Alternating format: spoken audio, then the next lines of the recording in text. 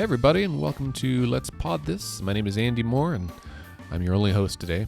A quick note before we get going into this episode. Note that next Tuesday, that is the 24th, we're going to have a live podcast event, a live recording, fun time event at New State Burgers in Oklahoma City. We'll be there. I think we're going to run it starting around 6 and run it till 8 or so. We'll probably be recording from like 7 to 8. We're going to have hopefully one or two cool guests. In fact, we're going to involve the audience here, maybe play some games, and maybe some special announcements. So you should definitely come. We'll have some stuff, some giveaways, koozies, stickers, high fives, maybe even a nice firm handshake if you'd like it, and then have a chance to talk about what kind of stuff matters to you. We'd love to hear your feedback on these series we've been doing. We did criminal justice. Now we're doing gerrymandering. And then here in a couple of weeks, we're going to start our healthcare series as well. 3 very important topics here in Oklahoma. So that's Tuesday the 24th. You can find details on our website, letsfixthisok.org, as well as our Facebook page, facebook.com/letsfixthisok. All right. So to turn our attention to this episode, we are joined this week by phone by a man named David Daley. David is the author of a book called Ratf. You heard that correctly. I'm not going to repeat it in case you have children nearby. However, this is definitely why we had the explicit language warning on this particular episode. So this book, Ratf, is about gerrymandering, right? Like it is. He literally wrote the book on the subject. It's one of the rare books that I've actually underlined things inside. And here's one quote that I underline. While we may have sorted ourselves into cities, suburbs, or rural America, but these lines drawn by experts informed by more data than ever before have sorted us into congressional districts. Those districts, intended by the founders to be directly responsive to the people's will, have now been insulated from it. For whatever reason, that stood out to me when I was reading it a few weeks ago. So David has traveled the country, reading about this, talking to people, literally walked and drove district lines in a whole bunch of states to expose the impact of gerrymandering across our country, right? And now, Oklahoma is not included in this book. He has a new book coming out next year. He alludes to that at the end of the episode. To my knowledge, we're also not included in that book. However, just because our state isn't, maybe one of the top 10 most egregiously gerrymandered states, that doesn't mean that we're not gerrymandered. Indeed, we definitely are. And if you look at any map of state legislative districts, you can see it pretty obviously. I speak in this episode about the district in which I live, Senate District 30 here in Oklahoma City, that it is by, I think, all accounts, by most people's opinion, if you just look at it, you realize something is fishy about this district. So David gives us some really great insight on how these districts, how they got to be gerrymandered, the partisan influence that has led us to this point, and maybe some ideas for how we could fix it, right? Which is very important. Okay, so on that note, let's take a quick break and we'll come back with the interview.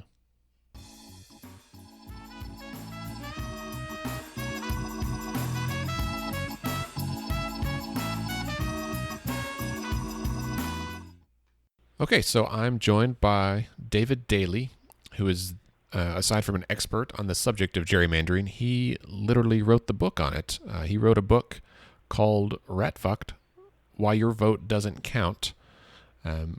David, thanks for joining us. Thanks for having me. So I picked up your book several months ago and took it on a plane with me. We were flying on vacation to Canada, and I realized that, while the cover does have some asterisks to subtly hide the title, that the little girl sitting across the row from me was old enough to read and was probably looking over, and if at some point she asked her parents what that meant, I didn't hear, but that's probably a good place to start, is tell us where you got the title for the book and what that term refers to. It is a sorry state of affairs when books about the state of American democracy require a brown paper bag to be put over them. Isn't it? Ratf is really a term that you can trace back, decades, specifically back to Watergate, and talk of sort of the dirty deeds, done dirt cheap, as AC/DC might put it, that kind of helped Richard Nixon take the White House in 1968, 1972. But it also has a context in redistricting. When in the 1990s, Republicans kind of hit upon a really savvy strategy. They decided that they could use the mechanisms in the Voting Rights Act that was reauthorized in the 1980s to create majority-minority seats across the South that would do two things. They would increase the representation of Black and Latino members in Congress, but it would also pack most of the minority voters in the state into one district, and that would make it easier for Republicans to take the surrounding districts for themselves. And in 1994, this really explodes, and you get Newt Gingrich as Speaker of the House. You get the contract with America. Republicans reclaim the lower house for the first time in 5 decades. And there's a big story in the New Yorker that Jeffrey Toobin writes, and he talks to one of the big Republican election lawyers who helped pioneer this entire plan, and he says, did you have a name for what you were doing? And he said, we didn't, but if we did, we would have called it Project Ratf. And when the publishers heard this story, they were like, that has to be the title of the book. We sold it with the boring name of Gerrymandered Nation. And the marketing department said, you can't write about the most boring topic in America with the most boring title in America. So we hit upon this instead. Right. On the one hand, you got to hand it to them for being forthcoming with what they're doing, right? At least they weren't, while they may have been doing it somewhat in secret, once pressed, they were quite honest with what they were doing. So I think that's the dirty story of redistricting. It is in many ways perfectly legal, and yet on the other hand, it is really deeply destructive to democracy and the ideals of representative government. Yeah. Well, and you have the book divided into chapters that are roughly associated with specific states. And so you kind of go into how this process was done state by state. And I think if anyone hasn't read the book, even if you have, if you look through it, you'll notice that these are the states that we see in the news even still today, right? So chapter 3 is about North Carolina and the use of software there, and they are in the middle or at the end of having to redraw all of their state legislative districts as we record this because their state courts found the maps to be drawn with a clear partisan bias. That's right. Can you speak to that a little bit? Sure. I write in the book about North Carolina and Florida, Virginia, Wisconsin, Ohio, Michigan.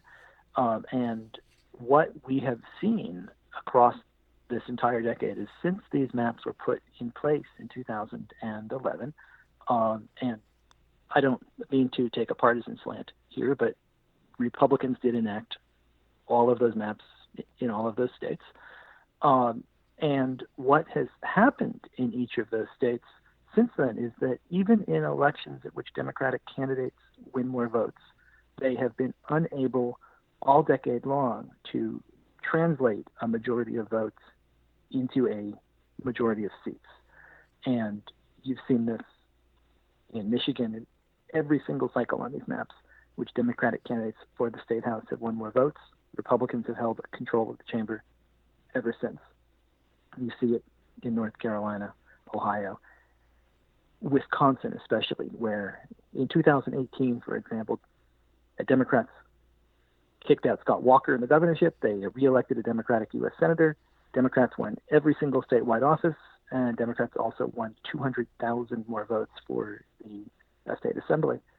They were able to pick up one seat, and Republicans hold a 63-36 edge in Wisconsin's assembly, even though they get six figures fewer votes. So this is a deep crisis of representative democracy that was thrust upon us in 2011 by these maps. It endures to this moment. There is still litigation that has, we are 8 years into this cycle. We redraw these maps every 10 years after the census. So these maps came into place in 2011. Here we are in 2019, and we are still fighting about them in courts, even right up on the verge of the next redistricting. Right. So that was, my thought about North Carolina's the court ruling from a couple of weeks ago is that it gave the state legislature 2 weeks to redraw all their maps, which is a very truncated timeline by most standards, and that process has not been without additional drama, right? Some senator threatened to resign, and it's been interesting to read. So they'll redraw them. I think they've got to have them done by maybe the end of this week.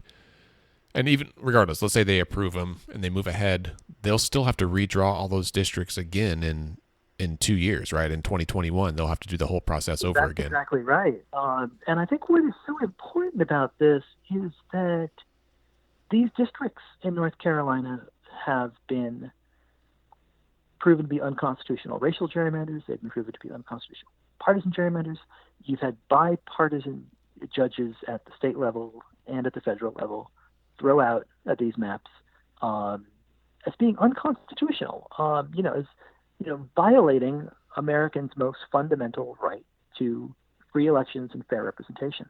And yet, here we are in 2019, and those maps have endured for 8 years.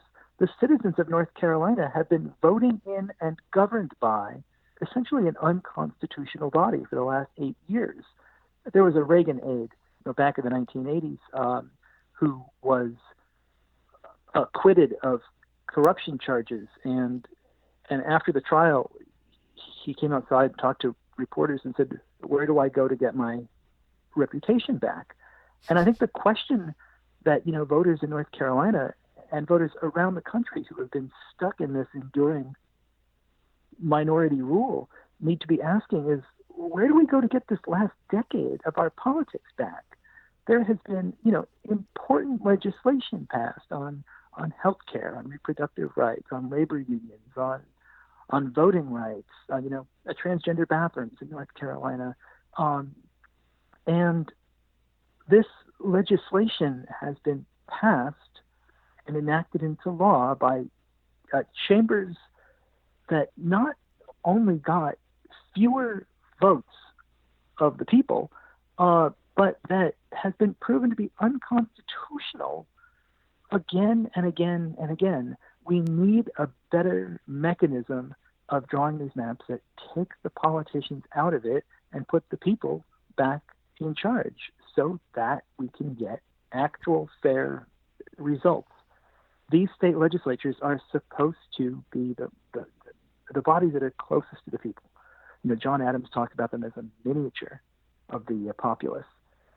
They are not even close to being a fair representation of the popular will.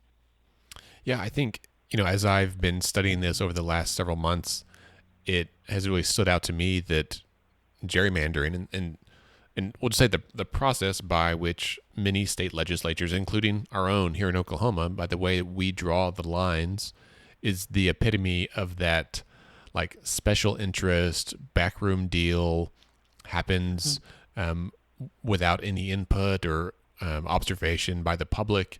And it's this is the like this is the epitome of all the things that people don't like about government, and the reasons that we distrust government is that we suspect this kind of thing is happening, and it is striking to me how like out in the open it is about this. That's exactly what's happening. So you It's mentioned, everything Americans hate about it. You're yeah, right. I mean, and it's something that, I think Donald Trump voters wanted to drain the swamp. Bernie Sanders voters talked about a rigged system and a political revolution. And I think that this is something that unites voters across the spectrum, is that we want our elections to be free and fair. We want the systems to work. We don't want politicians making up rules that entrench themselves at our expense in back rooms. And that's what gerrymandering does. It allows politicians to choose their own voters rather than us choosing our own politicians and representatives. right. Yeah, well, and it's as you kind of said, this has certainly been done by both parties, right, throughout history. And looking back at for here in Oklahoma, our state was founded in 1907, and so for the first 100 years, it was mostly a Democratic control, and then about 20 years ago, it flipped, and so for the last time, it's the last 10, 12 years, it's been Republican controlled, and it occurs to me that this has been happening the whole time, right? Like everyone has played by the rules. It's just that the rules kind of suck, and it wasn't it wasn't a big deal. It didn't become such high stakes until roughly 15, 20 years ago when computing power caught up, right? So 80 years ago when the Oklahoma legislature or any state legislature is drawing these districts, they literally have a map out and they've got a pencil and they're drawing around, but it was not as populated, and they would have a general feel for like communities or where folks lived, but it wasn't the same as it is now, where they've got software, and you talk about Maptitude in the book, of software that can combine multiple data sets and drill down and do it with precision, like down to the not just the precinct, but to the house, right? Like they know, these three houses in the block have been reliably Democratic, and these two are Republican,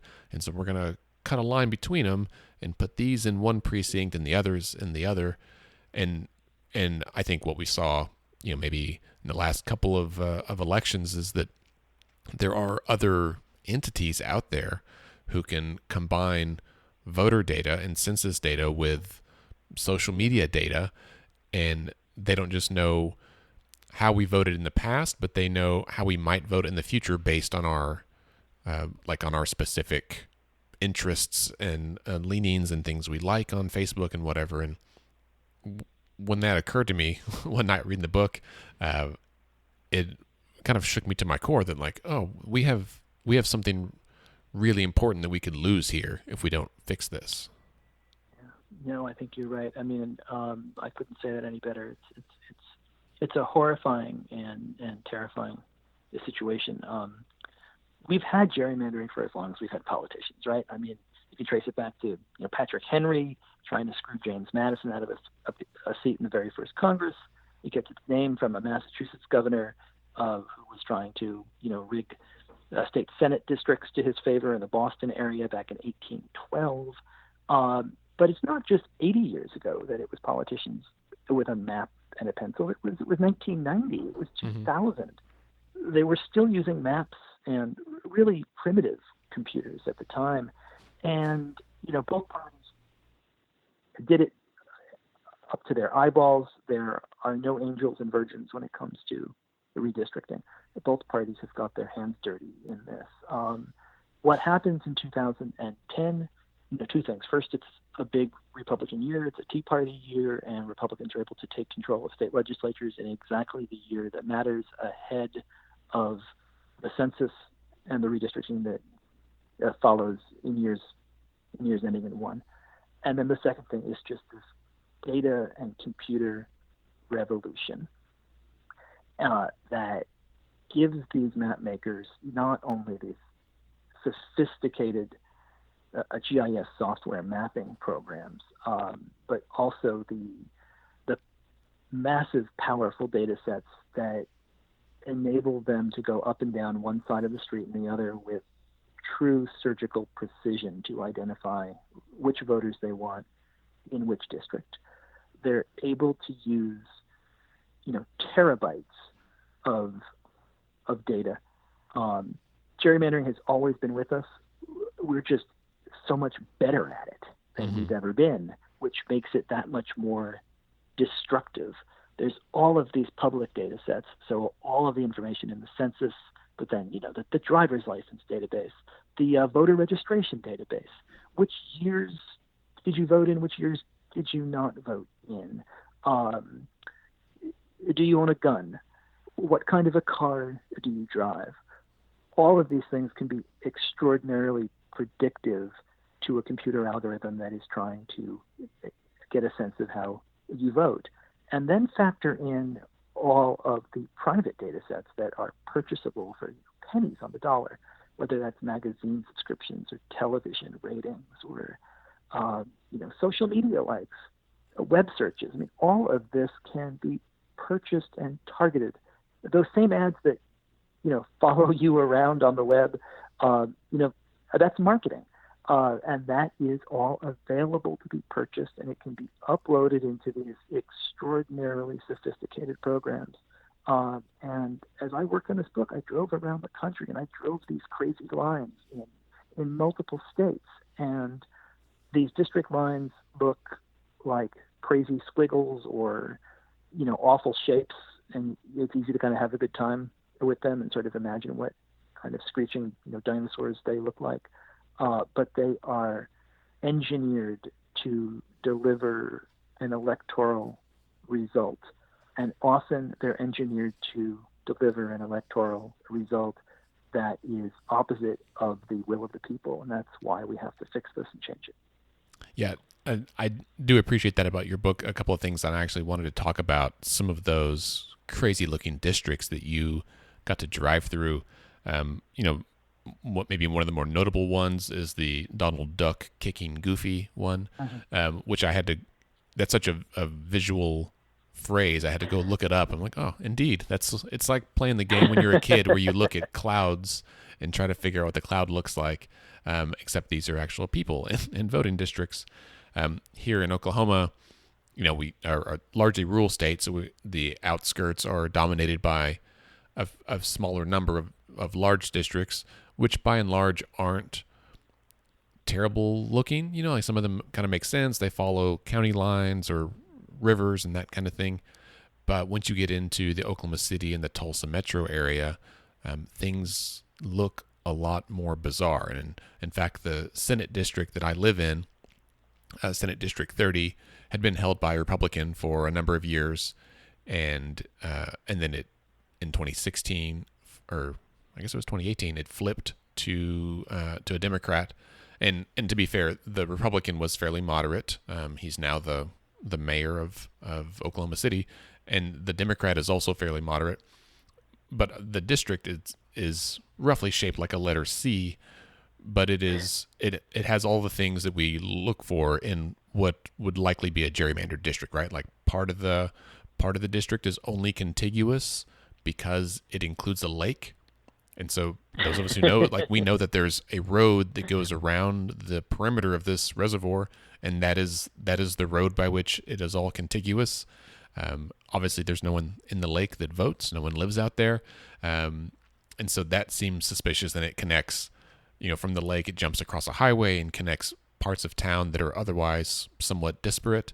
And then it goes way out in the west side of town and cuts through a couple of smaller cities and then comes back in closer to the urban core where I live. And my neighborhood is like a dangling Chad hanging on to this. And it's funny that if it wasn't for that neighborhood, I think the district might have stayed Republican. It's I think based on yard signs I saw last year, my neighborhood I think is fairly left leaning. And so by a chance, both my parents and my sister live in Oklahoma City, and we all live about 7 miles apart from each other, but we're all in the same Senate district because it has this weird curved shape. And so the fact that we only see each other maybe once a month because it's so far to drive, and yet we all would vote for the same state senator, and so that's been entertaining. So I've been looking through and just trying to look at our districts here and come up with some, maybe we don't have Donald Duck kicking Goofy, but we've got some other pretty strange looking districts. And the thing that I wish people knew is when you lay over that map of just the district lines with where the legislators live in that district, often I think that is eye-opening, where you see that, the Speaker of the House lives in one corner of his district, and then it stretches out across the state to include some other areas, and you're like, well, that seems at least odd, if not outright suspicious. Did you see similar trends in other states? Yeah. Oh, absolutely. I mean, these maps are drawn for the benefit of politicians and parties. They are not drawn in order to keep communities whole and together. And when the main goal of a map is the kind of partisan result it produces, that leads to lousy representation. And you can't represent a community adequately if that community has been sliced and diced in order to serve the purposes of a particular incumbent or a particular political party. It just, it doesn't work. And voters understand this. People understand this. I think the amazing thing about what happened in 2018 when there were successful ballot initiatives or amendments passed in Ohio, Michigan, Missouri, Utah, and Colorado is that not only did all of these pass, but most of them passed with well upwards of 60% of the vote, sometimes as much as 70% of the vote. And these are competitive states in most cases, or red states in many other cases. And so it's not just that members of one party are backing this. You don't get 60 or 70% of the vote unless Democrats, Republicans, and independents all agree that this is bad and no way to run a functioning and fair democracy. The people who want to hold this the way it is right now are the politicians. And it's the politicians of both sides who like their districts, who like the safety of their districts, and they know that it keeps them employed and in power. But it also makes all of us suffer the cost of poor representation. Yeah. Well, so let's turn the conversation to not just what's wrong, but how we fix it, right? That's our organization is Let's Fix This. It's kind of the business we're in. So maybe the gold words that we keep hearing are an independent commission or independent redistricting commission. And in many states, that is, I guess in most states, it's designed to be a group of people who are independent from the legislature that are charged with drawing the lines during redistricting. But in my research, it seems like for just as many states as have one, there are that many different ways to do it. Mm-hmm. Are there some that to you stand out as being better than others? Yes. I think that there are some states in which there's an independent commission, but really it's a bipartisan sweetheart commission, and they just divide the seats amongst themselves. That's not particularly helpful, and it doesn't lead to, better, more competitive elections, and more genuine representation, which is what all of us actually want to see. I think if you look at California has got a pretty terrific setup in which they have a very fair process in which they seek Democrats, Republicans, and independents to serve on the committee. They put people through a real process to find folks who will serve honestly and with and bring a real skills to the table. And then they require lots and lots of public input. They require, lots of hearings at which people can come and tell the commissioners about, why certain communities ought to be held together, about, what it is that they have in common that it would be useful to be represented by one person. And what California and what some of the other new commissions that passed in 2018 do, which I just think is so terrific, is you can't pass a map without the support of Democrats, Republicans, and independents. So the Democrats and independents can't team up on the Republicans and the Democrats can't team up on the independents, the Republicans and the independents can't team up on the Democrats. You've got to produce a set of maps that all three groups can sign off on. And what a great metaphor for the kind of politics we would like to actually have, right? A politics of consensus in which everybody comes to the table, works together to solve a problem, and puts together the absolute best plan that the most people can be satisfied with. That just seems like a really good model. And if we could model in our map making the actual kinds of politics that we'd like to see, perhaps it would even be an example for the politicians who are elected to follow. Yeah, I listened to the Gerrymandering project that 538 did, that podcast series, and if our listeners haven't already heard us talk about it enough, you should definitely go listen to it.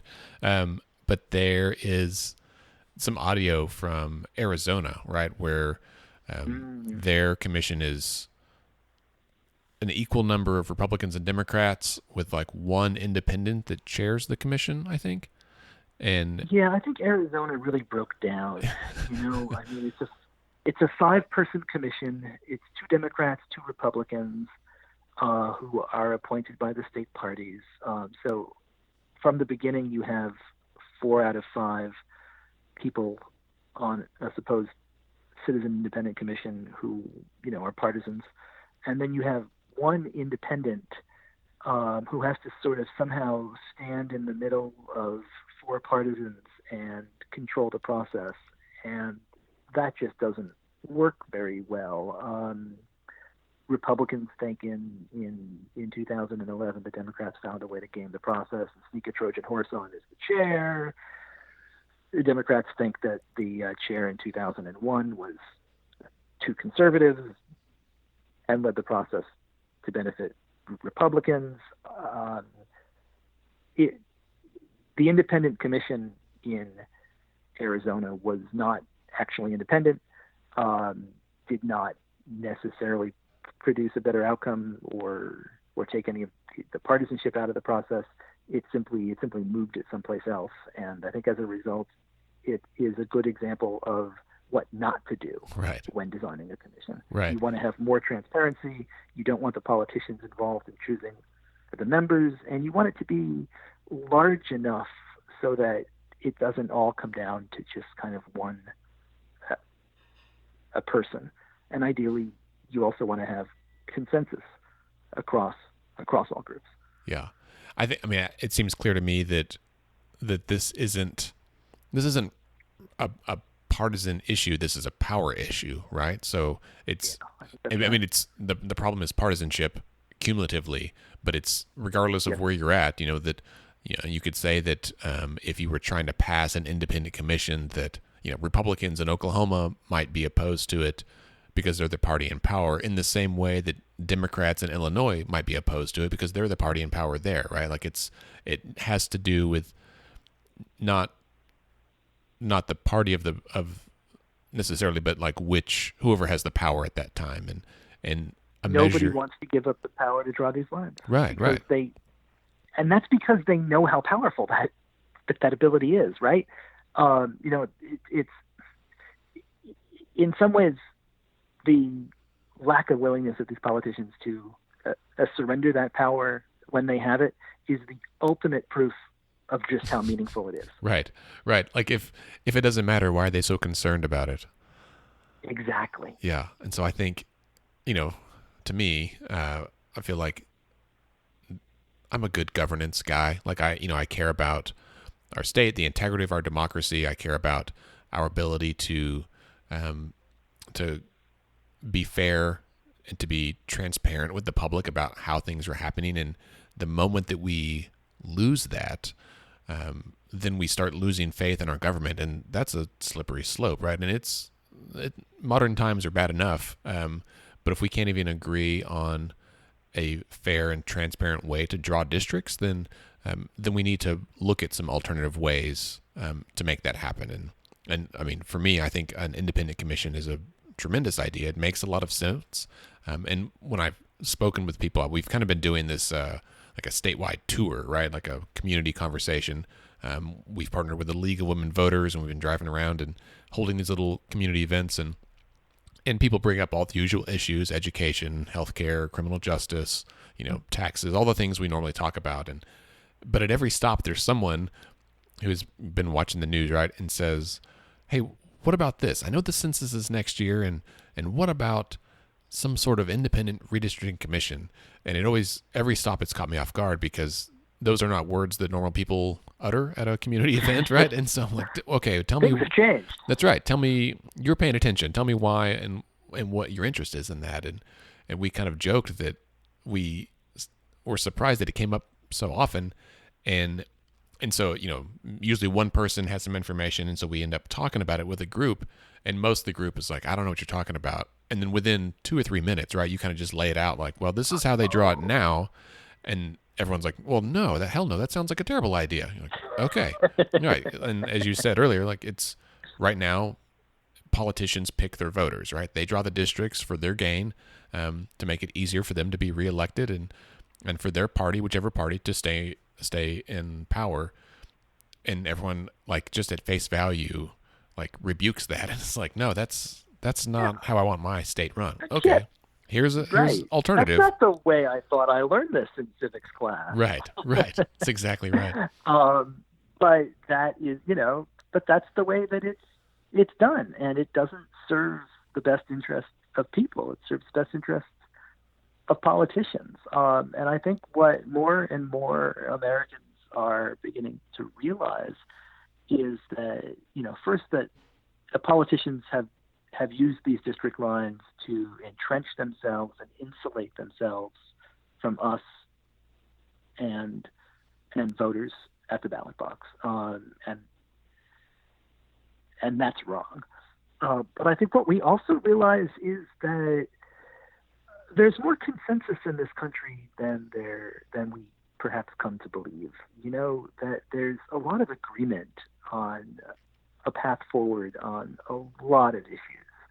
And yet our politics is sort of stuck in this moment of extreme polarization that does not match up with public opinion polls on big issues.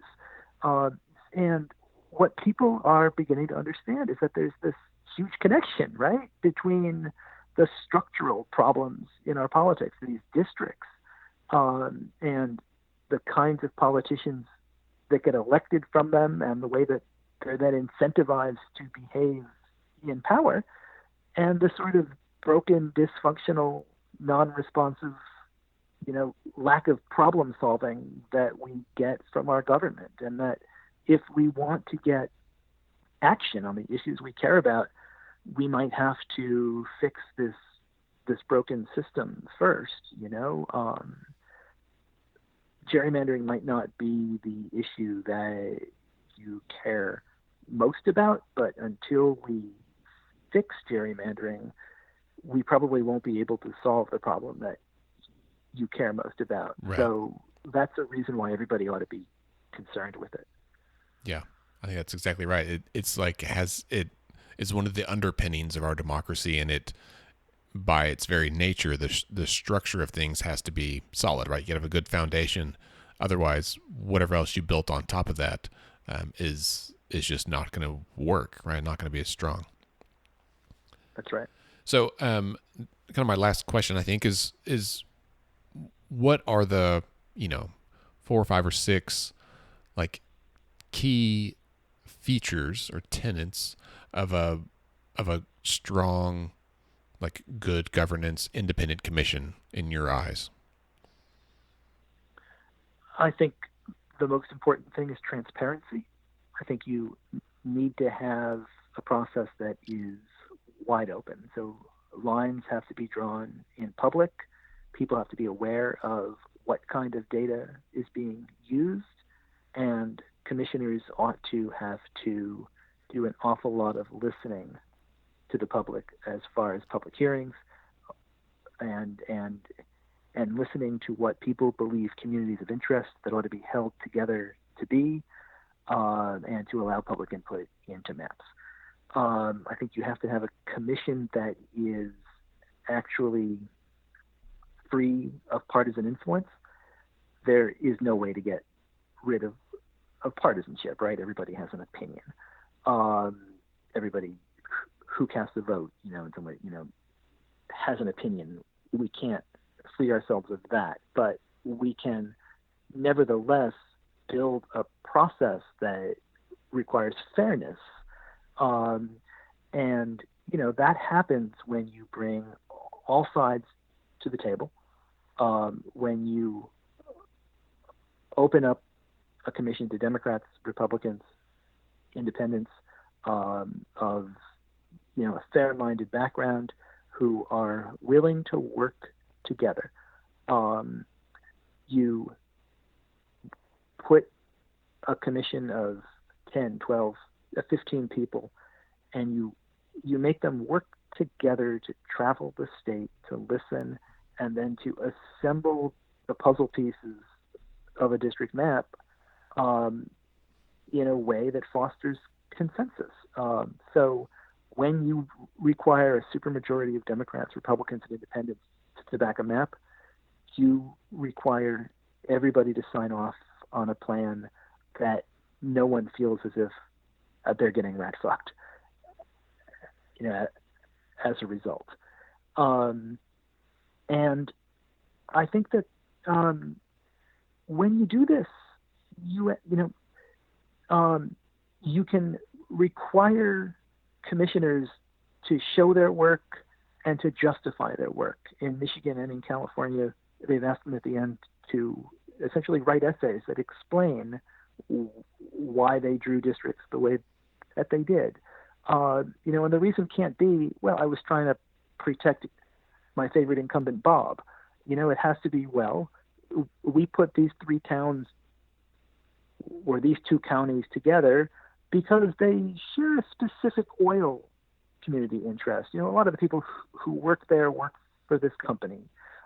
Or we put these 2 counties together because we know that they, share school systems, or that they are, big high school football rivals. So the towns clearly fit together and they shouldn't be divided.